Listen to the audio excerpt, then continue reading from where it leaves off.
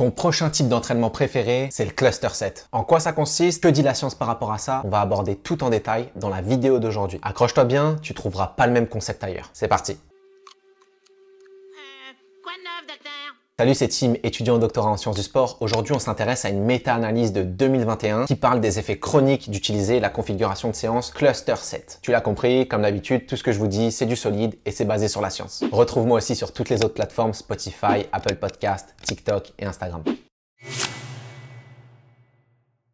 Donc on le sait très bien, la structure de ton entraînement est une composante essentielle dans le développement de certaines qualités physiques. Pour développer de la force, de l'endurance ou de l'hypertrophie, certaines variables d'entraînement vont devoir être adaptées. Si tu veux de la compote de pommes, il y a peu de chances que tu épluches des bananes. Et bien là c'est pareil, tu vas pas développer ton endurance musculaire avec les mêmes variables qui te permettent de développer ta force. Ce qu'on nous apprend, c'est que le cluster set, lui, il va venir jouer sur les variables de repos. Traditionnellement, les temps de repos vont être effectués à la fin d'une série d'exercices et vont être d'une durée approximative variant d'entre 30 secondes et 5 minutes. Le tout te permettant ensuite d'enchaîner sur tes prochaines séries. Tu le comprends, choisir un temps de repos de 30 secondes vis-à-vis d'un temps de repos de 3 minutes va fortement influencer ton niveau de fatigue et donc la capacité de l'organisme à réaliser le même effort avec la même intensité. Dans cette étude-là, ce qu'on nous apprend, c'est qu'il existe une multitude de façons de réaliser un cluster. Voici un exemple avec un cluster traditionnel. Imaginons qu'à la base, tu as 3 séries de 8 répétitions à faire avec un temps de repos de 2 minutes. Et bien ça te donnerait ça. La réalisation d'une seule répétition suivie d'une très courte pause entre chacune de ces répétitions-là jusqu'à avoir complété ta série. Donc ici, vu que la série comporte 8 répétitions, eh bien il y aura une pause entre chacune de ces répétitions, entrecoupée ou non de la pause de 2 minutes séparant chacune des séries. Donc une pause entre ta série numéro 1 et 2 et 2 et 3. Sinon, tu as la possibilité de réaliser one shot les 24 répétitions, entrecoupées à chaque fois d'une dizaine de secondes de pause. Mais attends, c'est pas la seule possibilité que tu as de monter ton cluster.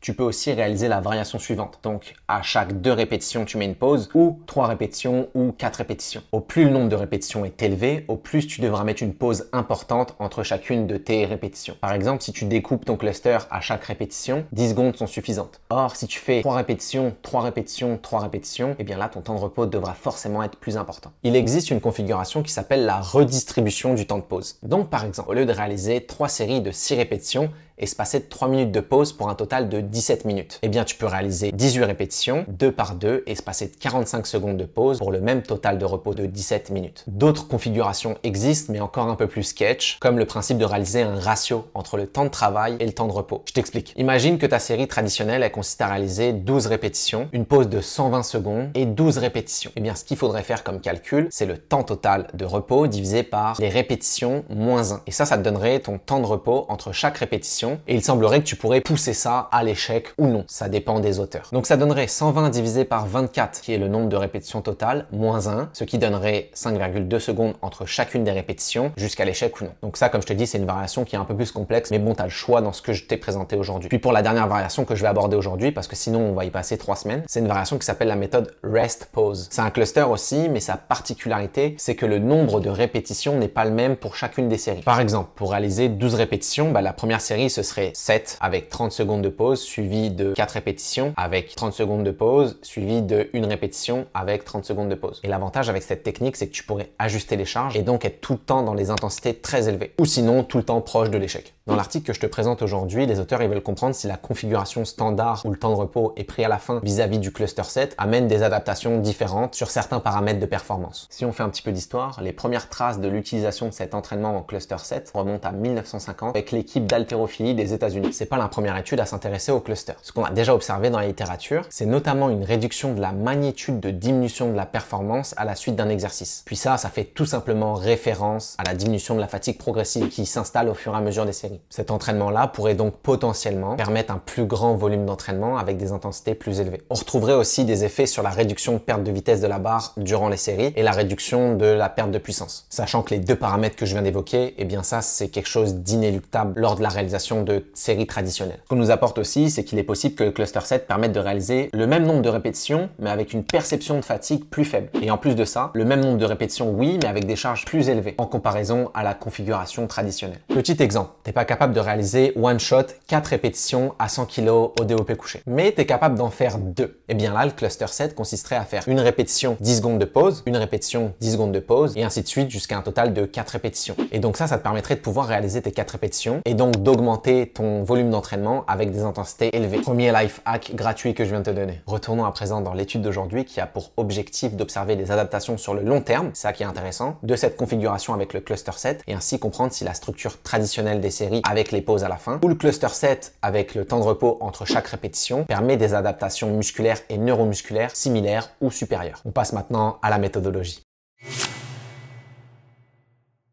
Donc pour la méthode, très rapide, ils ont inclus des participants en santé, des études ayant réalisé des interventions supérieures ou égales à 3 semaines en utilisant forcément le cluster set vis-à-vis d'un entraînement traditionnel. Et pour finir, les études devaient évaluer des paramètres de performance musculaire et neuromusculaire incluant de la force, de la puissance, de la vitesse, de l'hypertrophie musculaire et de l'endurance musculaire. Ils ont inclus 29 études dans cette méta-analyse avec un total de 803 participants, 388 faisant le cluster set et 415 réalisant l'entraînement traditionnel. 14 études juste des gars, 4 études juste des femmes et 11 études les deux. 15 études ont été réalisées avec une population non entraînée, 13 études avec une population entraînée et une étude avec une population dite athlétique. Concernant les variables de fréquence d'entraînement, tu retrouves 19 études avec entre 2 et 4 fois par semaine et la plupart des études, donc 24 sur 29, point très important, ont fait matcher les intensités ou le volume d'entraînement entre les deux conditions. Pour les 5 études qui n'ont pas fait matcher le volume d'entraînement, le volume se trouve à être plus important pour le groupe cluster. Comme tu l'as compris, il y a plusieurs types de clusters. Dans cette étude, il y a 8 études qui ont utilisé une redistribution du temps de pause, 5 études qui ont utilisé un modèle classique, 3 études qui ont utilisé la méthode rest-pause. Et pour les autres, c'était aussi des clusters dits classiques avec soit découpés en 2 répétitions ou en 3 répétitions. Avant de passer au résultat, like et abonne-toi, c'est toujours super apprécié.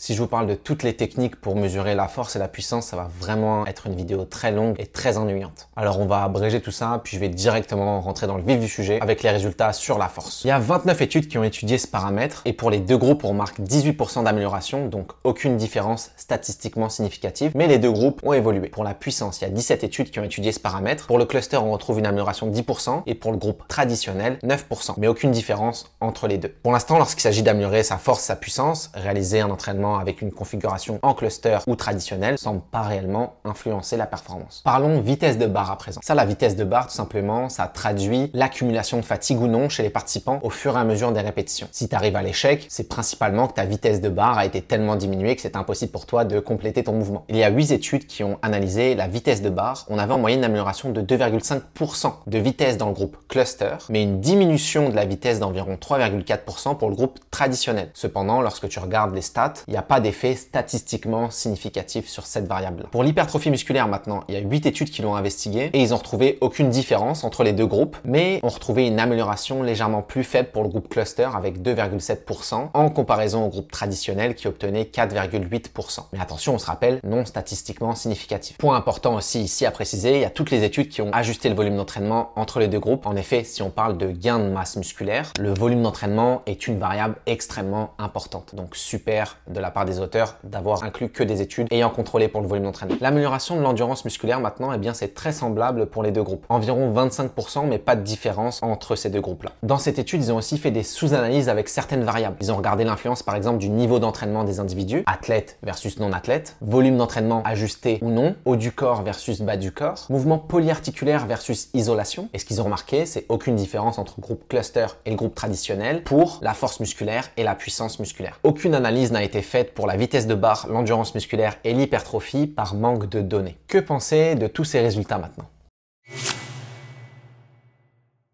L'étude que je vous présente aujourd'hui, c'est la première à investiguer l'effet du cluster sur le long terme, donc de manière chronique. Ce qui est super intéressant dans les résultats de cette étude-là, c'est que bien que tu fasses cluster ou un entraînement avec une configuration traditionnelle, les effets bénéfiques sur ta performance sont les mêmes. Tu n'as pas d'effet négatif de l'un ou de l'autre. Mais encore plus intéressant, ce que les auteurs rapportent, c'est que bien que l'adaptation musculaire et neuromusculaire soit similaire entre les deux groupes, le cluster set engendrerait moins de fatigue. Puis ça peut être quelque chose de très intéressant, notamment lors de la périodisation ou de la planification d'entraînement appelle ça comme tu veux. Concernant la vitesse et la puissance, bien que non significatif, on a une tendance d'augmentation lorsque l'entraînement est réalisé avec le cluster pour la vitesse d'exécution de la barre. Puis dans la littérature qui va justement s'intéresser à l'entraînement basé sur la vitesse, on comprend que la réduction de la vitesse de barre est synonyme d'augmentation de la fatigue. Et pouvoir déplacer une même charge avec une vitesse d'exécution plus rapide permettrait de développer plus de puissance. Cependant, il faut se rappeler que dans cette étude, il y a 7 études sur 15 qui comportaient une population non entraînée en résistance, et ça pourrait avoir mené au résultat que je vous présente aujourd'hui. Cependant, même avec l'étude comportant une population très athlétique, aucune différence n'a été constatée sur les variables de vitesse et de puissance à la suite de leur entraînement en cluster versus traditionnel. Dans cette étude, ce qu'on nous apprend aussi, c'est que le cluster pourrait servir au développement de l'endurance musculaire au même titre que la construction plus traditionnelle de l'entraînement. Concernant l'hypertrophie, étant donné que cette variable dépend principalement du volume d'entraînement, pour autant que l'intensité soit supérieure à 30% de la répétition maximale, et si cette variable n'est pas respectée, il faut pousser les séries jusqu'à l'échec. Il n'est donc alors pas étonnant que si les deux entraînements, cluster et traditionnel, avaient des volumes d'entraînement équivalents, on ne remarque pas de différence sur le développement de l'hypertrophie musculaire. C'est toujours super complexe dans les études d'entraînement d'obtenir des protocoles idéaux, parce que qui dit protocole idéal dit bonne durée d'intervention, un choix d'exercice adapté et réaliste au terrain, la bonne méthode de mesure de la force et de l'hypertrophie musculaire, ainsi que la bonne population étudiée. Et ce sont ces paramètres choisis dans certaines études qui peuvent parfois remettre en question la validité des résultats, surtout lorsqu'on veut les appliquer à une population de haut niveau. Le cluster set est finalement très intéressant à implémenter dans vos séances d'entraînement, notamment afin de briser la monotonie d'entraînement qui va être la variable numéro 1 qui va limiter vos gains. Donc afin d'optimiser son niveau de fatigue durant l'entraînement, vous pouvez opter pour le cluster set. Faites cependant attention car au cumulatif, le cluster set pourrait augmenter votre temps de séance, sauf si vous optez pour la variation de cluster set avec